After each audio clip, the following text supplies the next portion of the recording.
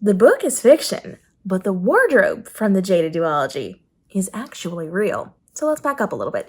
The Jaded Duology is my YA dystopia, and it's about a girl who is forced to marry the sun's commander because her father's rebellion failed and they can't kill him, so they're going to make everyone believe that they love her and accept her into their family and then make her murder look like an accident. So Jade is now tasked with convincing her new husband to fall in love with her for real so that he doesn't murder her. And it starts off with the wedding. It starts off with her walking down the aisle and actually marrying this man and then surviving her life with him. So it starts off with a wedding dress. And to be a little rebellious, Jade actually dyes her wedding dress. Not dramatically, but she does use tea to kind of change it from white to like an off-white color.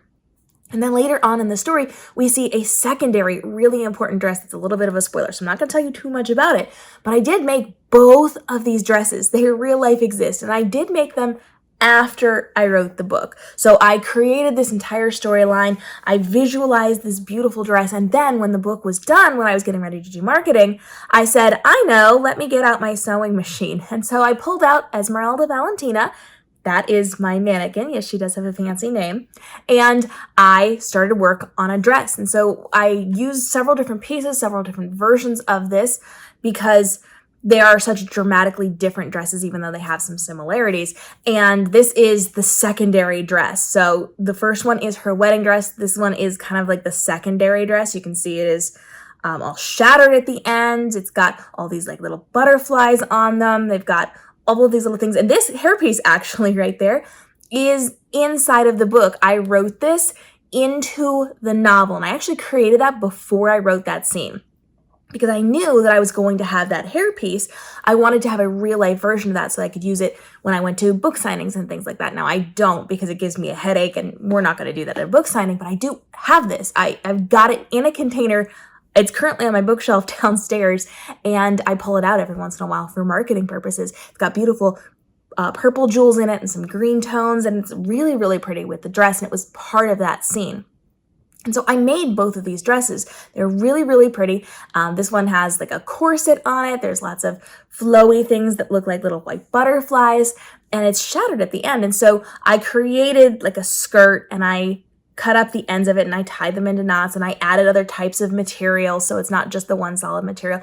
And I built it around my mannequin, and then I, yes, put it on for marketing purposes. If you go back in my social media history many, many years, you will see that I was really like on top of my marketing as a new author. I would dress up and do like really bookish inspired photos because that was, 8 years ago back in the day when Bookstagram was the big thing and pretty bookish photos.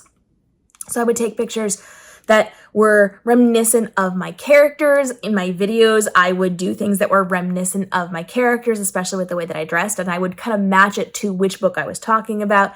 And I just had all of these examples. And so I've got all of these dresses that are hanging out. You can kind of see here's another version of that out by the pond because that is a important scene inside of the Jaded Duology. If you guys have read this story, which by the way, free in ebook form, the first book in the series, feel free to grab it. It's on all the major platforms. And there is a very important water scene, actually multiple water scenes, but one really important pond scene. And it was based off of a real life lake in my life.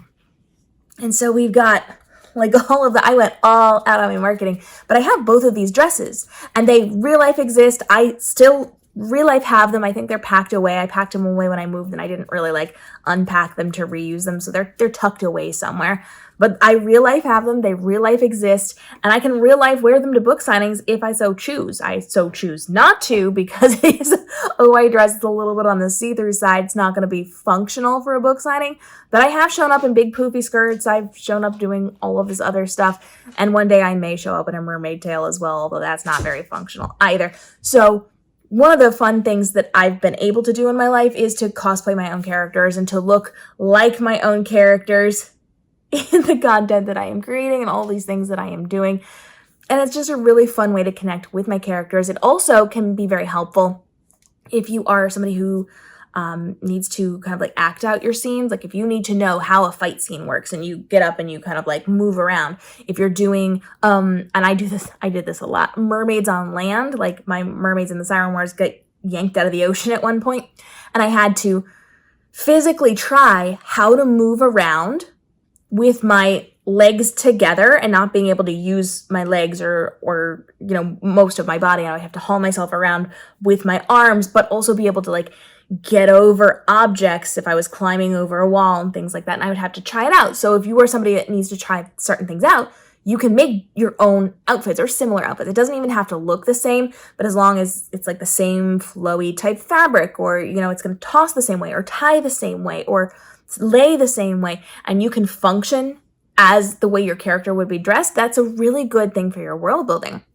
So for me, once I had finished writing the stories, I knew I wanted to create the dresses because the dresses are so significant and impactful in the tale that I was creating. She uses them as psychological warfare in a lot of cases, and they're just iconic dresses, really, really pretty. So I set to work very quickly. I do have sewing skills. I learned how to sew back in middle school. It was required in my middle school. So I had 4 years of sewing, 4 years of cooking and babysitting and industrial arts tech ed. So like I learned everything from sewing and cooking, taking care of babies, taking care of elderly people, to how to do floor plans for a house, metalwork, woodwork, like all of those potential life skills I learned in middle school for 4 years, 5th grade, 6th grade, 7th, and 8th grade. So I know how to do this. I can hand embroider, I can hand sew, I can use a sewing machine. My entire school, we all had the basics for this, even the boys and the girls. And so I just kept going. So I have a higher level skill than a lot of people, but also still very basic. And sewing something like this that's not going to be used every single day and is more for marketing purposes doesn't even have to be sewn correctly or the way that you would need to make it last for a significant period of time. If you have the skills to do that, great. If not, simple lines on this and you can just make yourself something that you can take some photos with or TikToks with, and you're good to go. And you don't have to hire a seamstress. You can use basic life skills that many of you probably know to do something like this, and a little creativity as well. Now, these are not the only dresses that I have made.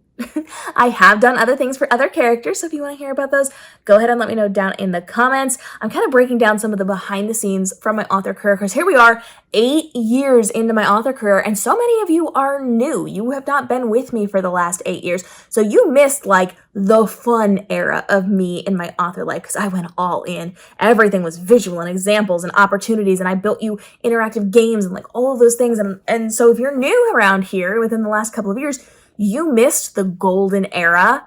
Golden, my book, it's a joke. The golden era of me in my author life, because I just did everything for you and it was so interactive and so engaging and so fun. And everything changed when Book Talk came out. I kind of repositioned what I was doing and how I was doing it. We got to do amazing things, but it is a very different authorscape for me now. So we're kind of touching on some of those fun things from the beginning of my career. Drop your questions. Let me know what books you want to talk about, and we'll see you in the upcoming episodes.